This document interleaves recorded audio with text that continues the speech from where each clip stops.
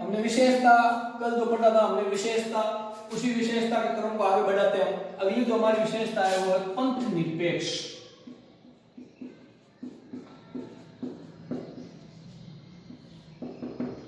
पंथ निरपेक्ष क्यों, चाहे धर्म निरपेक्ष क्यों। भारत एक पंथ निरपेक्ष राज्य है। हालांकि समाजवाद, पंथ निरपेक्ष, एकता और अखंडता, ये समाजवाद, पंथ निरपेक्ष और अखंडता, ये तीनों शब्द भारतीय संविधान के मूल में नहीं थे। इन्हें कब जोड़ा गया, कई बार पूछ लेते हैं भारतीय संविधान में समाजवाद शब्द कब जोड़ा गया, तो हमें याद रखना है 42वां संविधान संशोधन 1976 के द्वारा। पंथ निरपेक्ष या धर्म निरपेक्ष शब्द कब जोड़ा गया, 42वां संविधान संशोधन 1976 के द्वारा। एकता और अखंडता शब्द कब जोड़ा गया एकता के साथ में, वो भी 42वां संविधान संशोधन 1976 के द्वारा।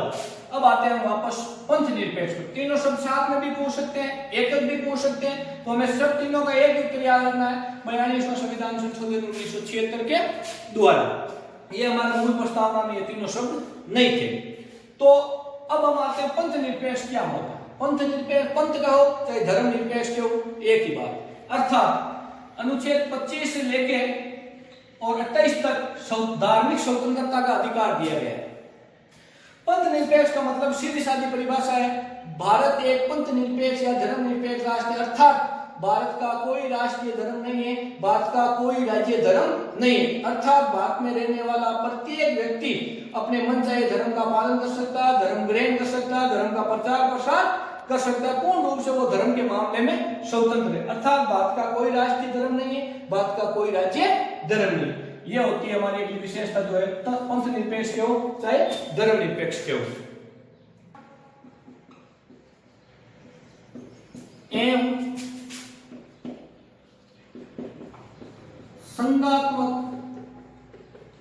तत्वों का अद्भुत संयोग भारत एक यूनियन ऑफ स्टेट, भारत एक राज्यों का संघ है। एकात्मक, संघात्मक। संघात्मक का मतलब होता है केंद्र के से कुछ शक्तियां लेकर राज्यों को प्रदान की गई या शक्तियों का विकेंद्रीकरण करने वाली शासन व्यवस्था, जहां पर शासन की शक्तियों को दो या दो से अधिक स्तरों पर बांटा जाता है, वो शासन व्यवस्था कहलाती है संघात्मक शासन व्यवस्था। उसी प्रकार से एकात्मक शासन व्यवस्था, जहां पर शक्तियां एक ही व्यक्ति के हाथ में या एक ही जगह पर केंद्रित होती है, वो कहलाती है एकात्मक शासन व्यवस्था। भारतीय संविधान निर्माताओं ने भारत की एकता और अखंडता को बनाए रखने के लिए एकात्मक और संघात्मक शासन का है जो अद्भुत संयोग किया है। कुछ ऐसी शक्तियां हैं जिन्हें संघ सूची में रखा गया है, जिन पर केवल कानून बनाने का अधिकार केंद्र सरकार को है, और वो सब विषय जो है वो राष्ट्रीय महत्व के हैं, यानी जिससे देश की एकता और अखंडता बनी रह सके। जैसे मुद्रा है, बैंकिंग है, रक्षा है, प्रतिरक्षा है, रेलवे है आदि। इन पर केवल कानून बनाने का अधिकार केंद्र सरकार को। कुछ ऐसी भी स्थितियां होती है जिसमें केंद्र मजबूत है, जैसे किसी राज्य में संवैधानिक तंत्र विफल हो जाता है, तो वहां पर केंद्र के द्वारा है जो अनुच्छेद 356 के द्वारा उस राज्य में राष्ट्रपति शासन भी लागू किया जा सकता है। उस समय राज्य की समस्त शक्तियां राष्ट्रपति के, राज्यपाल के द्वारा उस राज्य की शासन व्यवस्था को संचालित किया जाता है।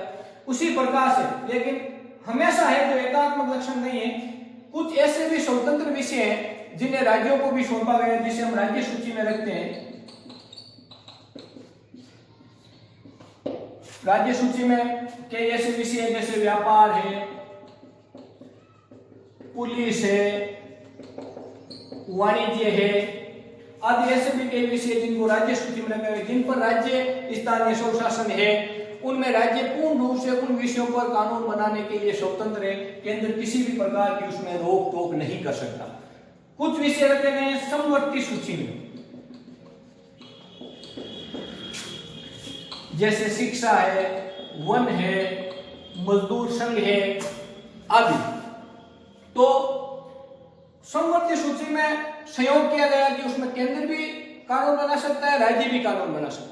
लेकिन विवाद की स्थिति हो जाती है, उस समय केंद्र का कानून सर्वोपरि माना जाता है, केंद्र की शक्ति उसमें अधिक हो जाती है। तो देखो संयोग हो गया कि नहीं हो गया। कुछ विषयों में राज्य पूर्ण रूप से स्वतंत्र है, कुछ ऐसे विषय हैं जिन पर केंद्र सरकार जाती है, वैसा होता है। कुछ ऐसे हैं जिसमें दोनों मिलकर काम कर सकती है, विवाद हो जाता है तो केंद्र का माना जाता है। उसी प्रकार से कुछ ऐसे भी विषय थे जिनमें केंद्र को और मजबूत बनाया गया है, जो उसी सूची के विषय हैं, जो यानी भारतीय संविधान लागू होने के बाद में अस्तित्व में आए, जैसे कंप्यूटर सॉफ्टवेयर आदि, उनको भी केंद्र के पास में रखा गया। तो अगली जो विशेषता का मतलब है एकात्मक और संघात्मक तत्वों का अद्भुत सहयोग, अर्थात भारत की शासन व्यवस्था भारत के यूनियन ऑफ स्टेट राज्यों के साथ में मिलकर स्वतंत्र रूप से राज्य सरकारें भी काम कर सके, केंद्र सरकारें भी काम कर सके। इसकी इस विशेषता को अगली जो विशेषता यह है एकात्मक और संघात्मक तत्वों का अद्भुत सहयोग, यानी इसी तरीके से ऐसा बनाया गया है जिसमें बहुत कम चांस ऐसे होते हैं जो विवाद की स्थिति होती है। बाकी इतने वर्षों से ये शासन व्यवस्था, संसदीय शासन व्यवस्था एकात्मक और संघात्मक तत्वों के सहयोग के कारण अच्छे ढंग से चल रही है। न्यायपालिका,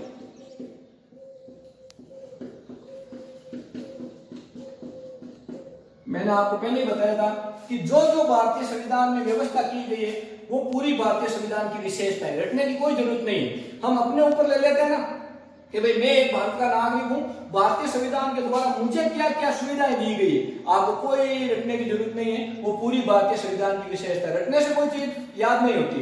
तो जैसे मान लो हम देखते हैं आज हमारे किसी भी अधिकार कानून होता है, न्यायालय की शरण ले सकते हैं, नहीं ले सकते, ले सकते हैं। तो बताओ स्वतंत्र न्यायपालिका विशेषता हुई। हमारे पास मौलिक अधिकार है कि नहीं है, वो भी विशेषता हुई। मौलिक कर्तव्य है कि नहीं है, वो भी विशेषता हो गई।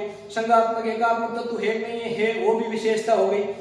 हमारा भारतीय संविधान विश्व का सबसे बड़ा विशाल संविधान है, वो भी विशेषता हो गई। हम धार्मिक रूप से स्वतंत्र हैं, वो भी यानी जो जो बातें हमारे ऊपर भारतीय संविधान की लागू होती है सीधा अपने ऊपर ले लो, एक भी विशेषता कभी भी नहीं भूलोगे। ज्यादा 20 विशेषता दे रखी है किताब में, आपको है जो केवल 10 विशेषता तो आप सीधी अपने ऊपर ले लेते हैं ना कि मैं भारत का नागरिक हूं, मुझे भारतीय संविधान के द्वारा क्या क्या प्रदान किया गया है, वो विशेषताएं अपने आप याद हो जाएगी, कोई रटने की जरूरत नहीं। स्वतंत्र न्यायपालिका, हमें भारतीय संविधान के द्वारा मौलिक अधिकार तो दे दिए गए, 7 दिए गए थे -1, अभी मूल अधिकार हमारे पास 6 है। मान लो आप स्कूल जा रहे हो, आपको किसी ने रोक लिया कि तू शिक्षा प्राप्त नहीं कर सकता, तो आप है जो न्यायालय की शरण ले ले। अब न्यायालय है जो न्यायपालिका वो कार्यपालिका या विधायिका की अधीन हो जाती है, उनके दबाव में काम करती है, तो आपको कभी भी न्याय नहीं मिलेगा। इस व्यवस्था को प्रत्येक व्यक्ति को स्वतंत्र न्याय दिलाने के लिए, प्रत्येक व्यक्ति के अधिकारों की रक्षा करने के लिए भारतीय संविधान निर्माताओं ने भारत में स्वतंत्र न्यायपालिका की विशेषता व्यवस्था की है, जिसके द्वारा प्रत्येक व्यक्ति अपने अधिकारों का हनन होने पर न्यायपालिका की शरण ले सकता है। न्यायपालिका के ऊपर किसी भी प्रकार का कोई दबाव नहीं है। स्वतंत्र कैसे है, जैसे हम कह सकते हैं इनके न्यायाधीशों का कार्यकाल फिक्स होता है, 65 वर्ष की आयु से पहले इन्हें कोई भी हटा नहीं सकता। सिद्ध कदाचार की व्यवस्था पर ही महाभियोग की प्रक्रिया के द्वारा हटाया जा सकता है। इनके जो वेतन भत्ते होते हैं वो भी भारत की संचित नीति से दिए जाते हैं। ये किसी भी वेतन और भत्ते के लिए कार्यपालिका और विधायिका पर निर्भर नहीं है।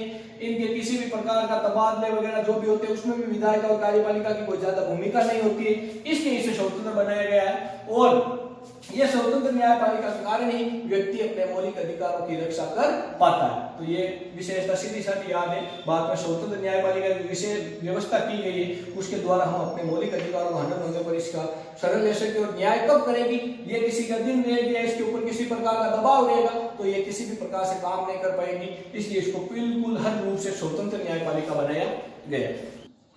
कठोरता और लचीलेपन का मिश्रण। अब आपको ये तो ध्यान रहना चाहिए, कठोरता का मतलब क्या होता है, कोई काम कठिन होता है, ठोस होता है, समय लगता है, वो कठिन। लचीलेपन का मतलब आसान। तो हमें यहाँ पर ध्यान रखना है कि भारतीय संविधान में कठोरता और लचीलेपन का मतलब क्या है। मतलब भारतीय संविधान में 2 तरह के प्रावधान है। कुछ संविधान संशोधन ऐसे होते हैं जिनमें आसानी से संशोधन किया जा सकता है, उन्हें बदला जा सकता है, वो आएंगे अपन के लचीलेपन के अंतर्गत, जिसमें संसद के सामान्य बहुमत के द्वारा भी परिवर्तन किया जा सकता है। कुछ ऐसे होते हैं जिसमें संशोधन करने के लिए संसद के सामान्य 2/3 बहुमत से है जो संशोधन किया जा सकता है। कुछ और ऐसे होते हैं जिसमें संसद के 2/3 बहुमत के साथ साथ आधे से अधिक राज्यों की विधानसभा की अनुमति लेना भी जरूरी होता है। तो ऐसे संविधान संशोधन को हम किस श्रेणी में रखेंगे? कठोरता की। सामान्य के द्वारा जो संशोधन होता है उसको किस में रखेंगे? लचीलेपन। तो दो तरह की विशेषता होगी नहीं होगी। भारतीय संविधान में कुछ खंड या कुछ भाग ऐसे होते हैं जिसमें आसानी से संशोधन किया जा सकता है लचीलेपन के द्वारा। कुछ ऐसे होते हैं जिसमें आसानी से संशोधन नहीं किया जा सकता, जिसमें 2/3 बहुमत के साथ साथ में आधे से अधिक राज्यों की विधानसभा की अनुमति का होना बहुत ही जरूरी है। और कुछ में संसद के सामान्य बहुमत के द्वारा लोकसभा और राज्यसभा में सामान्य बहुमत के द्वारा भी परिवर्तन या संशोधन किया जा सकता है। तो इस प्रकार से हम कह सकते हैं कठोरता भी है और लचीलापन भी। क्यों है लचीलापन? इसलिए क्योंकि समय अनुसार, आवश्यकता के अनुसार है, जो परिस्थितियों के अनुसार कुछ संशोधन भी करने पड़ते हैं। उसी प्रकार से कठोरता का मतलब ऐसा नहीं है कि कोई सरकार बन गई और वो संविधान में संशोधन कर दे कि अब मैं तो आजीवन ही प्रधानमंत्री रहूंगा। जैसे अभी वर्तमान प्रधानमंत्री नरेंद्र मोदी है, अगर संविधान में कठोरता नहीं है, पूरा लचीलापन होता है, तो वो तो ऐसा भी संविधान संशोधन पास कर सकते हैं संसद से कि अब तो मैं जब तक मैं हूं जब तक मैं ही भारत का प्रधानमंत्री रहूंगा। इसलिए जो कोई शासन व्यवस्था को या भारतीय संविधान को कोई खतरा पैदा नहीं हो, इसलिए जो कठोरता का भी प्रावधान किया गया है, लचीलेपन का भी प्रावधान किया गया है। तो ये सीधी साधी विशेषता याद रह जाएगी, कठोरता और लचीलेपन का मिश्रण। यानी कुछ में 2/3 बहुमत के साथ आधे से अधिक राज्यों की विधानसभाओं की अनुमति जरूरी है, कुछ में 2/3 बहुमत से भी किया जा सकता है, सामान्य बहुमत के द्वारा भी किया जा सकता है। न्यायिक पुनरावलोकन।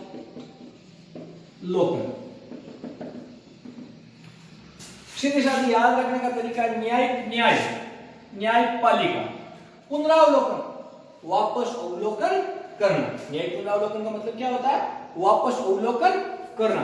अवलोकन कैसे करना? जैसे भारत में कानून बनाने का काम है वो सरकार के किस अंग के द्वारा किया जाता है? व्यवस्थापिका के द्वारा किया जाता है। भारत में जो व्यवस्थापिका है उसका क्या नाम है? संसद।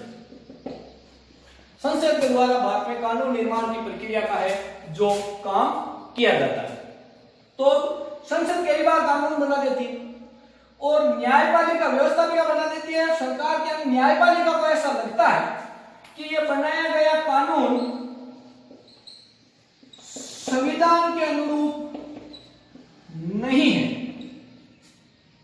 तो अगर व्यवस्थापिका उसको लागू भी कर सकती है, लेकिन उस लागू किए हुए कानून की भी न्यायपालिका द्वारा न्याय पुनरावलोकन की व्यवस्था के द्वारा उसकी क्या की जा सकती है?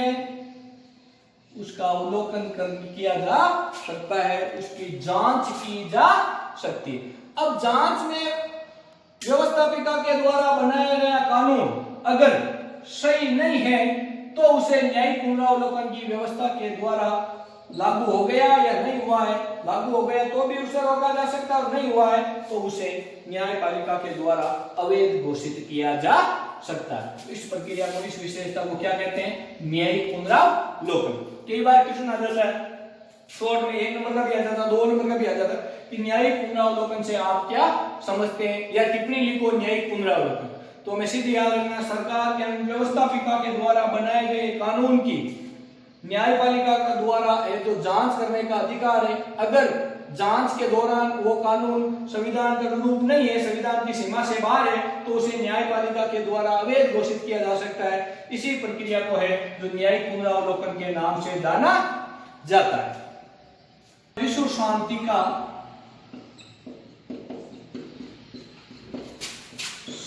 समर्थक। भारतीय संविधान में विशेषता है विश्व शांति का समर्थक। ये याद रखने की जरूरत नहीं, ज्यादा रटने की जरूरत नहीं है। हम हमेशा ही, भारत है जो कभी भी किसी भी देश की आंतरिक मामलों में हस्तक्षेप नहीं करता है। हमारे पंडित जवाहरलाल नेहरू ने पंचशील गुट निरपेक्षता की नीति को अपनाया। हमने हमेशा दूसरे देशों का साथ ही दिया, अर्थात भारतीय संविधान में नीति निर्देशक तत्वों के तहत अनुच्छेद 51 के तहत व्यवस्था की गई है कि हमेशा हम विश्व शांति का समर्थन करेंगे, अर्थात विश्व में शांति व्यवस्था होनी चाहिए। अर्थात आपने कई बार सुना भी होगा वसुधैव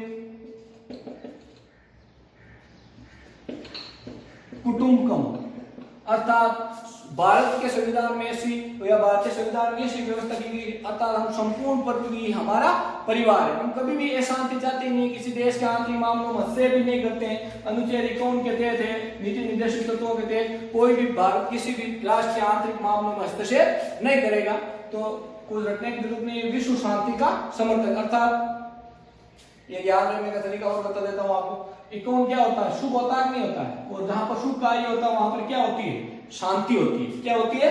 शांति होती है। तो नीति निर्देशक तत्वों का अनुच्छेद 51 क्या कहता है कि भारत विश्व शांति का समर्थक है। 51 हम कहते हैं ना, 51 शुभ होता है, 101 शुभ होता है, 21 शुभ होता है, उसी प्रकार से 51 यहाँ पर शुभ है। 51 अनुच्छेद क्या कह रहा था? हमें क्या याद रखना? नीति निर्देशक तत्वों में विश्व शांति का समर्थक। तो ये भी भारतीय संविधान की एक विशेषता है।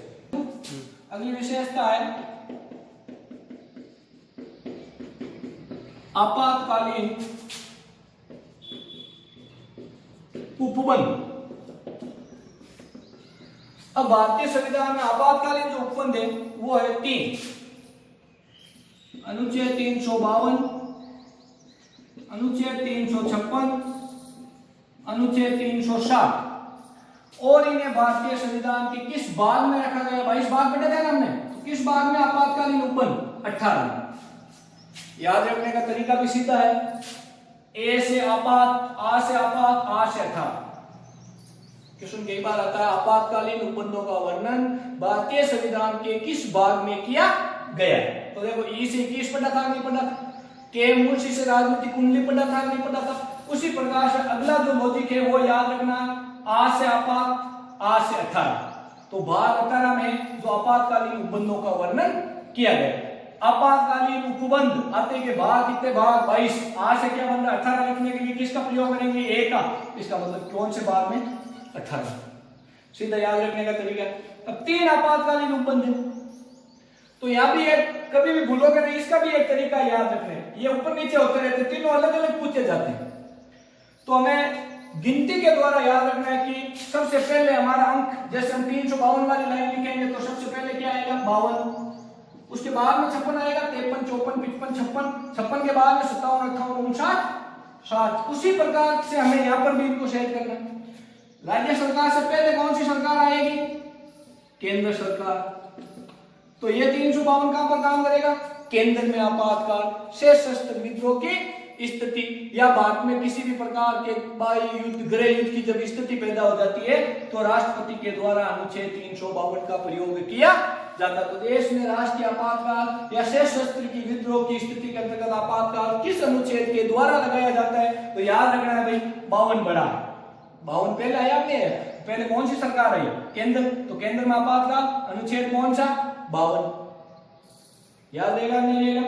अगला हम ले लेते हैं 56। केंद्र सरकार के बाद में कौन सी आएगी? राज्य। कई बार क्या होता है, राज्य में एक केंद्र का एक मेहमान भेजा हुआ होता है और वो मेहमान, उसका नाम आप जानते हैं, उस पद का राज्यपाल। वो मेहमान कौन होता है? राज्यपाल। ये रखवाला होता है, केंद्र का एक प्रतिनिधि भेजा हुआ होता है कि राज्य के संविधान का रखवाला, कि राज्य में जो सरकार चल रही है वो संविधान के अनुसार से चल रही है या नहीं चल रही है, उसके पास में बहुमत है या नहीं है। जैसे अभी आप राजस्थान की स्थिति देख रही हो, संवैधानिक तंत्र विफल होने की स्थिति आ गई है। कोई कह रहा बहुमत है, कोई कह रहा नहीं है, कोई सदन की अनुमति मांग रहे नहीं मांग। अभी देख लो बात, एक ऐसी सरकार है राजस्थान में। इस समय यहाँ पर कौन काम करेगा? राज्यपाल। कोई सरकार अगर ये बहुमत साबित कर देगी, स्थितियां सही हो जाएगी तो सही है, नहीं तो उसके बाद में राज्यपाल एक चिट्ठी लिखेगा, पत्र लिखेगा। किसको लिखेगा? राष्ट्रपति को। किसने भेजा था इसको? राष्ट्रपति ने भेजा था। तो ये मेहमान किसका है? राष्ट्रपति का ही है। तो ये किसको सूचना देगा? राष्ट्रपति। कि राजस्थान में है जो संवैधानिक तंत्र विफल हो रहा है, या सरकार के पास में बहुमत नहीं है, कोई अभी यहाँ पर कोई जिम्मेदार सरकार नहीं है, सरकार है वो संविधान के अनुरूप कार्य नहीं कर रही है, संवैधानिक स्थिति विफल हो रही है, तो ऐसी स्थिति में फिर राज्य है जो यहाँ पर क्या लगा देगा, राष्ट्रपति, कौन सा शासन लग जाएगा, राष्ट्रपति शासन लग जाएगा। तो राष्ट्रपति शासन किस अनुच्छेद के तहत लगता है, 56 में। कहां पर लगता है, राज्य, कहां पर लगता है, राज्य। इसे 6 महीने की अवधि के लिए, 1 वर्ष के लिए, और अधिकतम इसे कितने वर्ष के लिए लगाया जा सकता है, 3 वर्ष के लिए इसे अधिकतम लगाया जा सकता है। तो दो चीजें समझ में आएगी, केंद्र पहले, 52 पहले। केंद्र में आपातकाल सशस्त्र विद्रोह की स्थिति में कौन सा अनुच्छेद काम में लोगे, 52। राज्य में कौन सा लोगे, 56, ठीक है। उसी प्रकार से अगला है 360, यह है, इसका मतलब होता है वित्तीय आपातकाल, भारत में रुपये पैसे की कमी हो जाना। ये इस स्थिति में जब भारत की आर्थिक स्थिति सही नहीं हो, भारत में धन की कमी हो जाती है, उस समय अनुच्छेद 360 लगाया जाता है, वित्तीय आपातकाल। और भारत की किस्मत अच्छी है, अभी तक कभी भी ये 360 का प्रयोग नहीं किया गया। ये भारतीय संविधान की विशेषताएं, कुछ और भी विशेषताएं, उनको हम अगले टॉपिक में पढ़ेंगे।